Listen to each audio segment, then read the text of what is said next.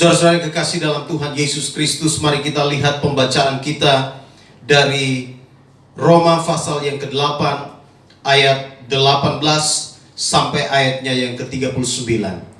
Roma pasal yang ke-8 ayat 18 sampai ayat yang ke-39.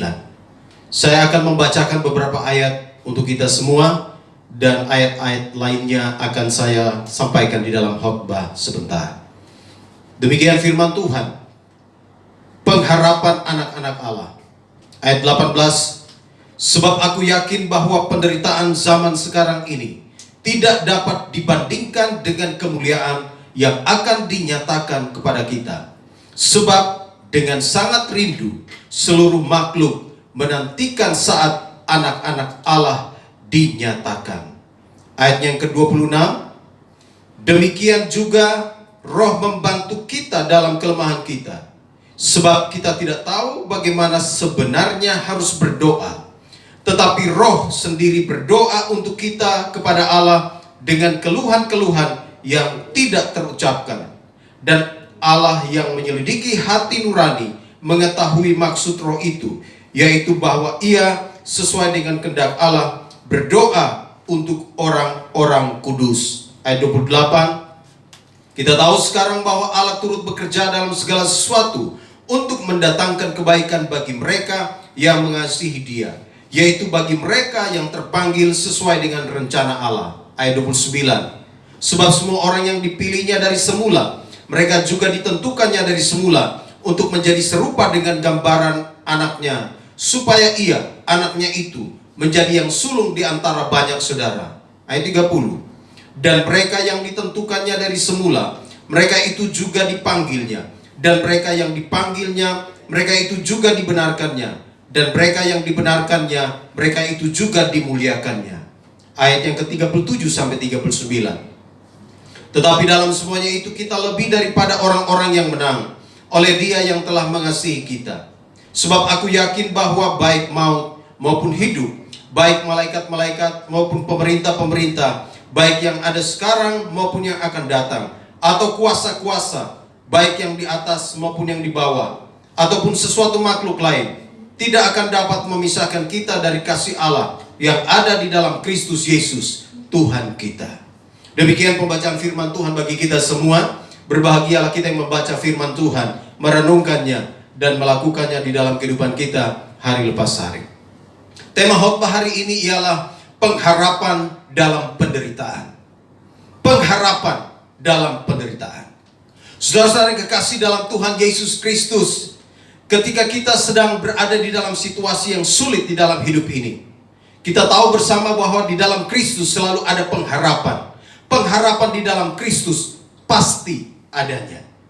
Perhatikan apa yang baru kita baca tadi. Di dalam ayat 18, Rasul Paulus berkata kepada jemaat di Roma, sebab aku yakin bahwa penderitaan zaman sekarang ini tidak dapat dibandingkan dengan kemuliaan yang akan dinyatakan kepada kita. Saudara-saudara kekasih dalam Tuhan Yesus Kristus, jemaat Roma terdiri dari orang-orang Yahudi dan non-Yahudi. Dan Paulus menulis surat ini dengan beberapa alasan. Dia mau mengunjungi mereka yang ada di Roma. Paulus belum pernah datang ke Roma, dan dia mengirimkan surat ini, dia menulis surat ini karena dia ingin mengunjungi Roma. Dia ingin datang ke sana untuk memberitakan Injil di antara mereka, dan dia ingin memberikan karunia-karunia rohani kepada mereka. Itu bisa dilihat di dalam pasal 1. Paulus, kita tahu bersama bahwa dia adalah seorang rasul yang luar biasa. Dia juga tahu bagaimana keadaan yang sedang dihadapi oleh orang-orang yang ada di Roma. Paulus menulis surat ini di antara tahun 57 sampai 59 Masehi. Dan tentunya di tahun-tahun itu, pemerintahan Romawi dipimpin oleh Kaisar Nero. Dan Kaisar Nero adalah kaisar yang sangat kejam, kaisar yang sangat bengis. Kaisar ini menindas orang-orang percaya. Kaisar ini menindas orang-orang Kristen. Dan banyak orang-orang Kristen saat itu yang mengalami penderitaan. Hidup mereka susah. Mereka ada di dalam pergumulan-pergumulan yang luar biasa. Tetapi tentunya pengharapan mereka di dalam Kristus pasti adanya. Itu sebabnya Paulus berkata bahwa sekalipun mereka menderita, sekalipun orang-orang yang ada di Roma menderita, tetapi pengharapan mereka di dalam Kristus pasti adanya. Ayat 18 jelas sekali Paulus menyampaikan sebuah hal yang penting. Dia berkata bahwa sebab aku yakin bahwa penderitaan zaman sekarang ini tidak dapat dibandingkan dengan kemuliaan yang akan dinyatakan kepada kita. Ada beberapa bentuk pengharapan orang percaya dalam penderitaan. Yang pertama, di dalam ayat yang ke-18, ada kemuliaan di balik penderitaan. Bentuk pengharapan orang percaya dalam penderitaan yang pertama ialah ada kemuliaan di balik penderitaan. Paulus sangat yakin bahwa sekalipun orang Kristen menderita, sekalipun orang-orang yang ada di Roma mengalami penderitaan yang luar biasa, tetapi Paulus yakin bahwa ada kemuliaan Allah yang disediakan bagi mereka. Ada kemuliaan Allah di balik semua penderitaan yang mereka hadapi. Itu sebabnya Paulus berkata, aku sangat yakin. Paulus yakin bahwa ada kemuliaan di balik semua penderitaan yang dialami oleh orang percaya. Saudara, kalau kita memperhatikan kata yakin, maka di dalam bahasa asli kata yakin berarti sungguh-sungguh percaya, sungguh-sungguh memiliki keyakinan yang kuat. Dan keyakinan Paulus ini didasarkan pada firman Allah. Paulus sangat yakin bahwa sekalipun orang percaya menderita, sekalipun orang Kristen pada masa itu mengalami penganiayaan, mengalami kesusahan, tetapi Paulus sangat yakin bahwa mereka akan menerima kemuliaan Allah. Ada kemuliaan Allah di balik semua penderitaan yang mereka alami. Saudara-saudara, kalau kita berbicara tentang keyakinan iman orang percaya, kalau kita berbicara tentang keyakinan Kristen, maka keyakinan iman orang percaya, keyakinan Kristen bukan didasarkan pada logika, bukan didasarkan pada prediksi, bukan didasarkan pada kekuatan dan kemampuan pribadi, tetapi keyakinan orang percaya bahwa ada kemuliaan di balik penderitaan. Keyakinan itu didasarkan pada firman Allah. Itu sebabnya Paulus sangat yakin bahwa sekalipun mereka menderita, bahwa sekalipun mereka sedang mengalami masa-masa yang sukar, tetapi di dalam Tuhan selalu ada kemuliaan yang disediakan. Saudara-saudara yang kekasih dalam Tuhan Yesus Kristus, kalau kita melihat apa yang terjadi pada masa Nero, maka ada banyak orang percaya yang dianiaya. Ada banyak orang percaya yang dibunuh. Ada banyak orang percaya yang mengalami hal-hal yang sukar di dalam hidup mereka. Ada sebagian orang percaya yang dipaku pada kayu salib. Mereka menyiram tubuh orang percaya dengan aspal dan membakar. Ada banyak orang percaya yang kemudian dilemparkan ke dalam gua singa. Ada juga sebagian orang percaya yang ditangkap. Tubuh mereka dililit dengan kulit hewan dan kemudian diadu dengan anjing-anjing yang kelaparan. Dan kemudian anjing-anjing itu menerkam, memangsa, menghancurkan tubuh orang-orang percaya. Mereka mengalami penderitaan dan akhirnya mereka meninggal. Tetapi sekali lagi Paulus berkata, aku yakin bahwa penderitaan zaman sekarang ini tidak dapat dibandingkan dengan kemuliaan yang akan dinyatakan kepada kita. Saudara-saudara kekasih, ketika kita bicara tentang keyakinan, maka perhatikan di dalam ayat 11, di sana dikatakan, ayat 19, di sana dikatakan, sebab dengan sangat rindu seluruh makhluk menantikan saat anak-anak Allah dinyatakan, karena seluruh makhluk telah ditaklukkan kepada kesia-siaan, bukan oleh kehendaknya sendiri, tetapi oleh kehendak Dia yang telah menaklukkannya. Ayat yang ke-21. Tetapi dalam pengharapan karena makhluk itu sendiri juga akan dimerdekakan dari perbudakan kebinasaan dan masuk ke dalam kemerdekaan kemuliaan anak-anak Allah. Ayat 22, sebab kita tahu bahwa sampai sekarang segala makhluk sama-sama mengeluh dan sama-sama merasa sakit bersalin.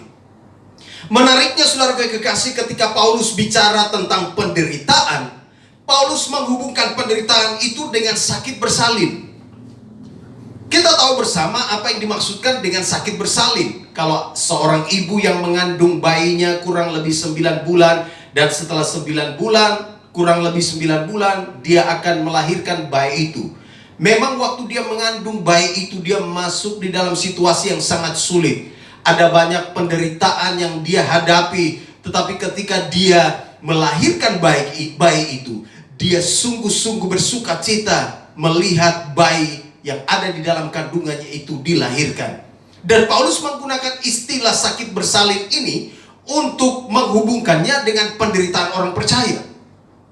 Paulus ingin menjelaskan bahwa penderitaan orang percaya hari-hari ini tidak lebih dari sakit bersalin. Artinya ada tenggang waktunya, ada masanya di mana penderitaan itu berakhir. Sebab Tuhan campur tangan, sebab di dalam Tuhan selalu ada kemuliaan yang disediakan bagi kita, selalu ada pertolongannya.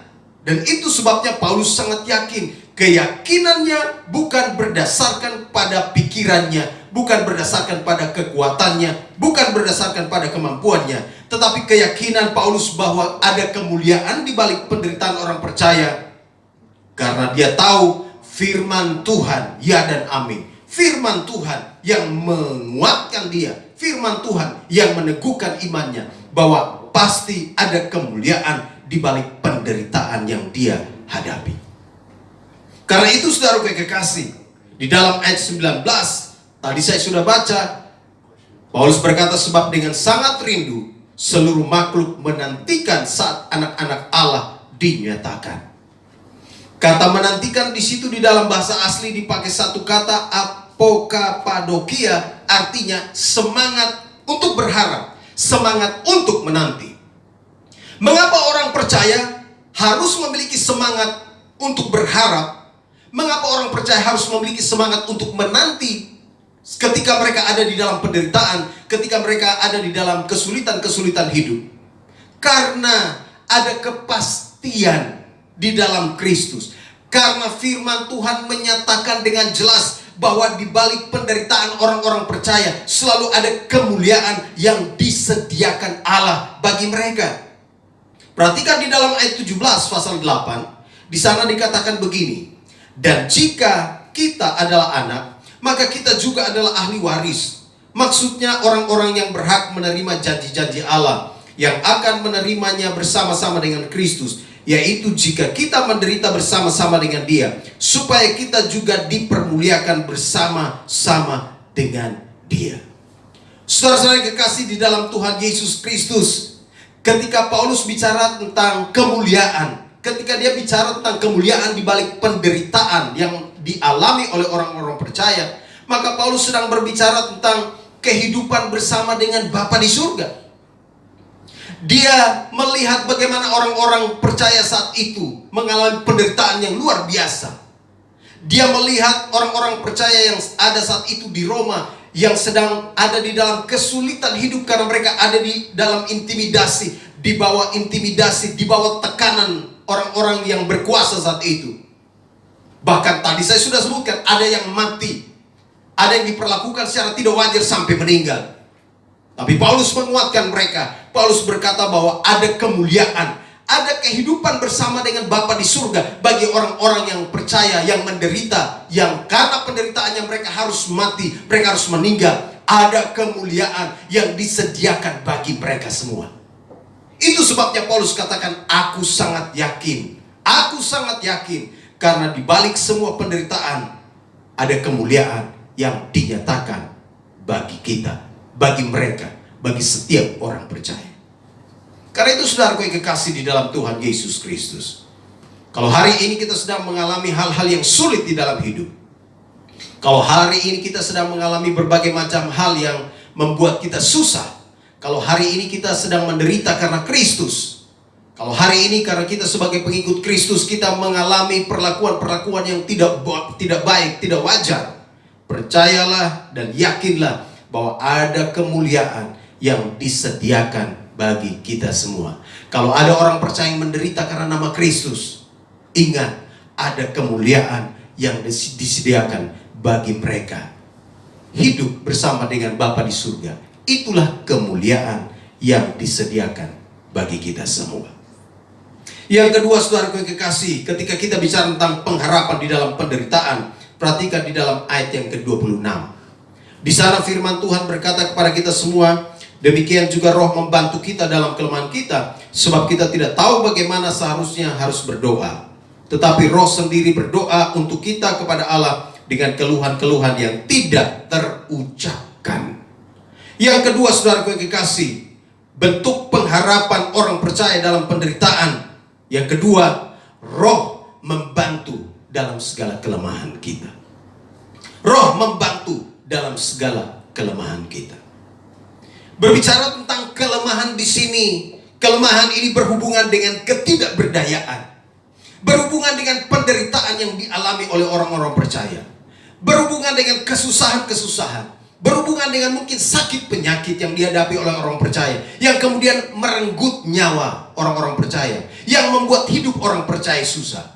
Paulus ingatkan, Paulus memberikan nasihat bahwa Roh membantu kita, membantu orang percaya dalam kelemahan kita, sebab kita tidak tahu bagaimana sebenarnya harus berdoa.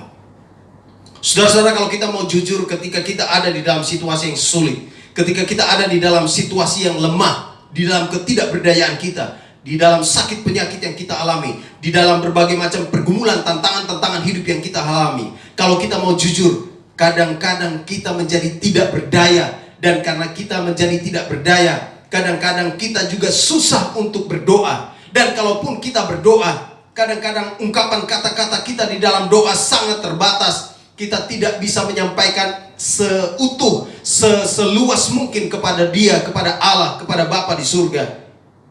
Dan itu sebabnya Paulus berkata, Roh membantu kita dalam segala kelemahan. Saudara, ketika kita ada di dalam situasi-situasi sulit ini, saudara dan saya harus tahu bahwa Allah yang menempatkan Roh-Nya di dalam hidup kita, di dalam hati kita, Roh Kudus itulah yang akan membantu saudara dan saya untuk menyampaikan setiap pergumulan-pergumulan doa kita, menyampaikan setiap beban-beban doa kita kepada Dia dengan keluhan-keluhan yang tidak terucapkan. Tetapi itu tidak berarti bahwa ketika saudara dan saya ada di dalam situasi sulit, masalah, ketidakberdayaan, sakit, penyakit, lalu saudara dan saya sudah mulai berhenti berdoa dan tidak lagi berdoa kepada Allah. Kita harus berdoa sekalipun sulit sekali. Sebab ketika kita berdoa itu menunjukkan tentang ketergantungan kita, sandaran kita kepada Allah. Kita bergantung, mengandalkan Tuhan. Kita harus berdoa sekalipun kita ada dalam situasi sulit. Kita harus menaikkan setiap pergumulan-pergumulan kita kepada Allah. Sebab kita tahu bersama bahwa sekalipun kita berdoa di dalam ungkapan kata-kata yang terbatas, tetapi Roh yang menyelidiki hati kita, kata ayat 27, Dia yang mengungkapkan semua keluhan-keluhan yang tidak terucapkan itu kepada Bapa di surga. Dan itulah pengharapan orang percaya di dalam penderitaan, bahwa Roh membantu kita dalam segala kelemahan. Roh membantu kita menyampaikan setiap keluhan-keluhan yang tidak terucapkan. Roh membantu kita untuk menyampaikan semua apa yang ada di dalam isi hati kita kepada Bapa di surga. Itulah pengharapan orang-orang percaya ketika mereka menderita. Itulah pengharapan orang-orang percaya ketika mereka berada di dalam ketidakberdayaan. Itulah pengharapan orang-orang percaya ketika mereka berada dalam kesusahan.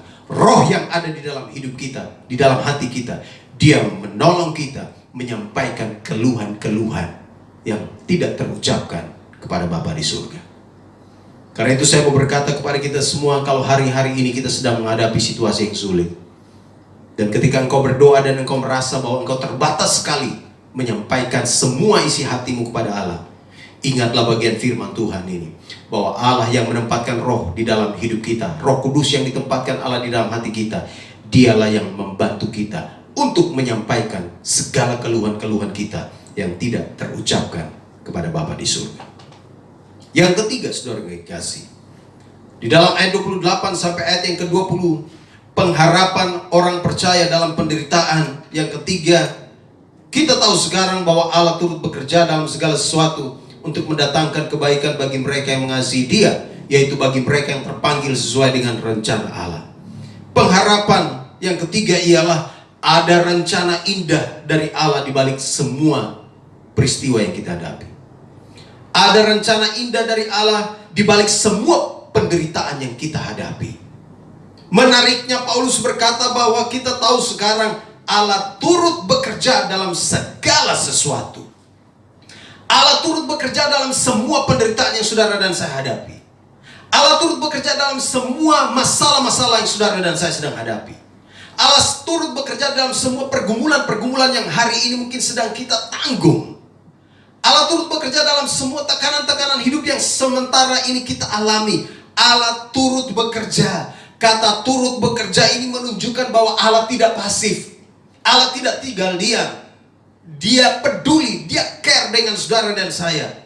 Dia memiliki rencana yang indah di balik semua penderitaan, semua situasi sulit, semua masalah-masalah yang saudara dan saya hadapi. Dia tidak tinggal diam, tetapi Alkitab berkata dia turut bekerja dalam segala sesuatu. Karena itu kalau saudara sedang ada masalah, kalau saudara sedang ada pergumulan, jangan saudara berpikir bahwa Allah tidak mendengar doa saudara, Allah tidak care kepada saudara. Oh, di manakah Allah? Apa yang Allah lakukan kepada saya? Ingat bagian firman Tuhan ini. Allah turut bekerja dalam segala sesuatu. Dia bekerja untuk apa? Untuk mendatangkan kebaikan bagi mereka yang mengasihi Dia. Di balik semua situasi sulit yang saudara dan saya hadapi, di balik semua penderitaan yang saudara dan saya hadapi, Allah turut bekerja di dalamnya. Paulus mau ingatkan kepada jemaat di Roma yang mengalami tekanan, mengalami penderitaan, mengalami masalah. Dia mau berkata kepada mereka, sekalipun kamu sedang menderita hari ini, sekalipun kalian sedang mengalami kesusahan hari ini, tetapi ingat Allah ada di dalam semua masalah saudara. Allah sedang ada di dalam semua pergumulan-pergumulan saudara. Dan itu sebabnya Paulus mengingatkan jemaat di Roma. Dia katakan Allah turut bekerja dalam segala sesuatu untuk mendatangkan kebaikan bagi mereka yang mengasihi Dia, bagi kita semua yang mengasihi Dia. Allah turut bekerja dalam segala sesuatu. Itulah pengharapan orang percaya ketika menghadapi berbagai macam kesulitan. Itulah pengharapan orang percaya ketika mereka sedang ada di dalam berbagai macam penderitaan. Ingat, Allah turut bekerja dalam segala sesuatu. Allah turut bekerja untuk mendatangkan kebaikan bagi kita semua, bagi kita yang mengasihi Dia, bagi kita yang mencintai Tuhan, bagi kita yang hidup dekat dengan Tuhan, bagi kita yang senantiasa berserah kepada Dia, bagi kita yang senantiasa mengandalkan Dia, bagi kita yang senantiasa hidup bersama-sama dengan Dia, bersekutu dengan Dia. Allah turut bekerja untuk mendatangkan kebaikan bagi kita semua. Yang terakhir, ketika kita berbicara tentang pengharapan dalam penderitaan, perhatikan di dalam ayat 31 sampai 39 bentuk pengharapan orang percaya dalam penderitaan, yaitu ada pembelaan dan kemenangan dari Tuhan. Ada pembelaan dan kemenangan dari Tuhan. Saudara perhatikan di dalam ayat itu, ayat 31, sebab itu apakah yang akan kita katakan tentang semuanya itu? Jika Allah di pihak kita, siapakah yang akan melawan kita? Ia yang tidak menyayangkan anaknya sendiri, tetapi yang menyerahkannya bagi kita semua. Bagaimanakah mungkin ia tidak mengaruniakan segala sesuatu kepada kita bersama-sama dengan Dia? Siapakah yang akan menggugat orang-orang pilihan Allah? Allah yang membenarkan mereka. Siapakah yang akan menghukum mereka? Kristus Yesus yang telah mati, bahkan lebih lagi, yang telah bangkit, yang juga duduk di sebelah kanan Allah, yang malah menjadi pembela bagi kita. Saudara, ketika saudara dan saya ada di dalam situasi yang sulit, ketika kita ada di dalam berbagai macam penderitaan hidup kita, ingat bahwa ada pengharapan dari Allah, pengharapan di dalam Kristus. Pengharapannya ialah bahwa ada pembelaan dan kemenangan yang diberikan Tuhan. Ingat tadi saya sudah sampaikan bahwa orang-orang di Roma, orang-orang percaya di Roma sedang ada di dalam penderitaan yang sangat sulit, penderitaan yang luar biasa. Mereka dianiaya, mereka diperlakukan secara tidak wajar. Ada yang dibunuh, ada yang dianiaya, ada yang dilemparkan ke dalam gua singa. Banyak hal yang mereka alami. Tapi Paulus ingatkan kepada jemaat di Roma bahwa ada pengharapan di dalam Kristus, bahwa Allah pasti memberikan pembelaannya. Ada pembelaan dan kemenangan yang diberikan Allah. Saudara, kita bersyukur kepada Allah. Kita bersyukur karena sekalipun kita ada di dalam situasi yang sulit, ingat bahwa Dia tidak pernah jauh dari saudara dan saya. Dia selalu hadir di tengah-tengah hidup kita. Dia menjadi pembela bagi kita. Dia memberi kemenangan kepada saudara dan saya. Dia tidak pernah meninggalkan saudara dan saya sedetik pun. Sekalipun ada tantangan, dia hadir di tengah tantangan saudara dan saya. Dia selalu ada untuk merangkul kita. Dia menolong kita. Dia tidak membiarkan semuanya itu terjadi di luar batas kemampuan kita. Tetapi dia selalu ada untuk memberikan kekuatan dan kemenangan kepada kita. Itu sebabnya di dalam ayat 37 Paulus berkata, tetapi dalam semuanya itu kita lebih daripada orang-orang yang menang oleh Dia yang telah mengasihi kita. Ada janji kemenangan yang diberikan oleh Allah kepada kita semua.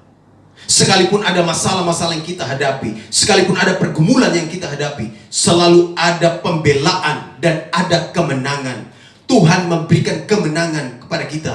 Tuhan membela kita. Kalau ada orang-orang yang berniat menghancurkan kita, Tuhanlah menjadi pembela kita. Dialah pemelihara kita. Dia yang memberikan kepada kita kemenangan. Dan tidak ada seorang pun yang bisa memisahkan kita dari kasih-Nya. Itulah pengharapan orang-orang percaya.